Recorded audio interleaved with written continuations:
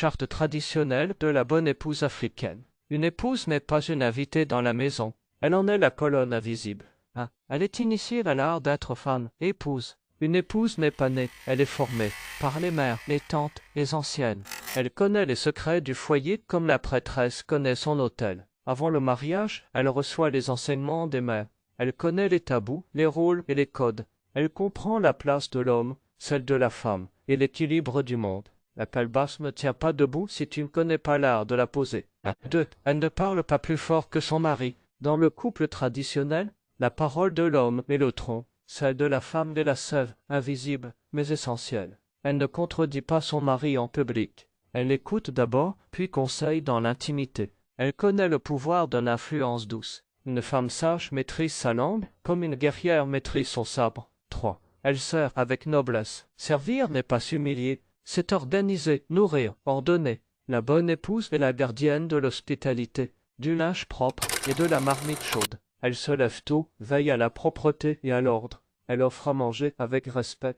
Elle garde toujours une tenue décente à la maison. Une maison tenue par une femme propre est une bénédiction silencieuse. 4. Elle respecte sa belle famille comme ses propres parents. Elle sait que son mari vient avec des racines. Elle les arrose au lieu de les couper. Elle accueille les beaux-parents avec déférence. Elle évite les conflits interfamilles. Elle apprend les usages et les obligations de sa belle famille. En épousant l'homme, tu épouses aussi son village. 5. Elle protège la dignité de son mari. Elle ne raconte pas ses défauts. Elle ne rit pas de lui devant d'autres. Elle le couvre de respect, même quand elle est fâchée. Elle ne se compare pas aux autres femmes. Elle élève la parole de son mari dans les réunions de famille. Le pain sale se lave à la rivière, pas au marché. 6. Elle ne quitte pas le foyer pour des querelles légères. Dans les traditions, la femme ne retourne pas chez ses parents au moindre conflit. Elle cherche conseil auprès des femmes sages, pas des bavardes. Elle demande conseil à sa tante, pas à ses amis.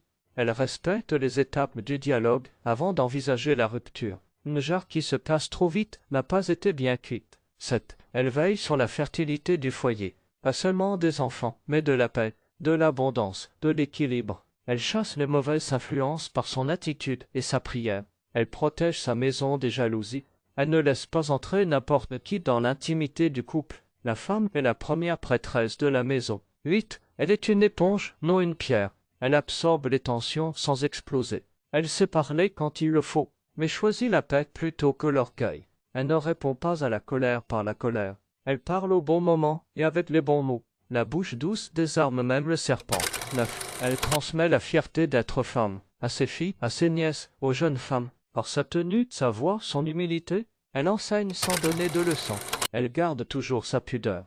Elle parle de mariage avec sagesse. Elle ne dénigre jamais le rôle de l'épouse. Une femme qui ne respecte pas son rang salit le pain des autres. 10. Elle accepte que le mariage est un devoir sacré. Ce n'est pas un contrat d'amour moderne. C'est un pacte sacré entre lignées, que l'on honore avec courage et endurance. Elle se relève, même quand elle est blessée. Le mariage n'est pas un jeu d'enfant. C'est un tambour qu'on ne frappe pas sans en connaître le son.